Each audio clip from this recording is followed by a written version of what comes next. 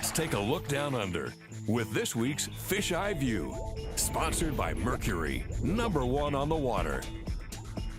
Because walleye are such a popular fish, we've devoted a substantial amount of time to filming them. In rivers, clear lakes, and heavily stained northern waters, we field tested a wide range of baits and techniques, recording traditional and unconventional behavior. It's no secret that wind has a positive effect on walleye activity.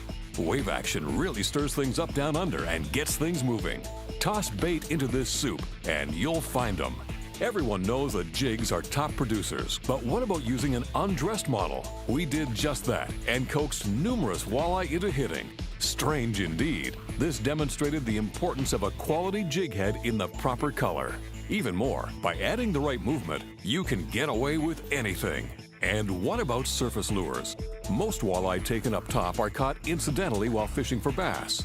Even so, we've seen enough evidence to suggest that walleye have tremendous topwater potential. We even had them hit in bright sunlight. And like bass, some wanted a stationary target while others favored a loud performance. Granted, you do need the right situation, shallow, clear water up to 7 feet in depth. But we have to tell you, we experienced the most exciting and explosive walleye action imaginable.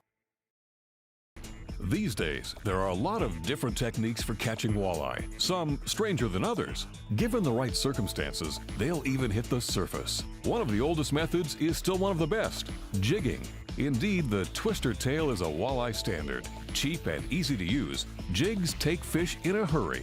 At times, walleye appear suicidal, and yet, as any experienced angler knows, there are those other times. Prone to rapid mood swings, they become darn near impossible. At best, it's a few bumps and nudges you'd swear are tiny panfish. A softer approach to jigging can help. So too, a near motionless vertical presentation. Basically, it's a do-nothing technique that demands concentration and quick reflexes. If this doesn't work, try downsizing by removing the tail portion. It may look ridiculous, but who can argue with success? If all else fails, here's a surefire trick. Send down a minnow on your jig. Live or dead, it doesn't seem to matter. Even midday walleye, fast asleep, can be roused into action when offered the real thing. And don't be afraid of working the bottom to stir things up a little. Yes, walleye really know the difference when it's a genuine minnow out there.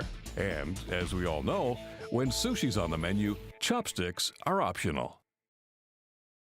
When choosing lures for any fishing trip, the most important consideration is profile. Individual species have distinct preferences. Trout and bass favor a stout package that provides a solid meal in one gulp.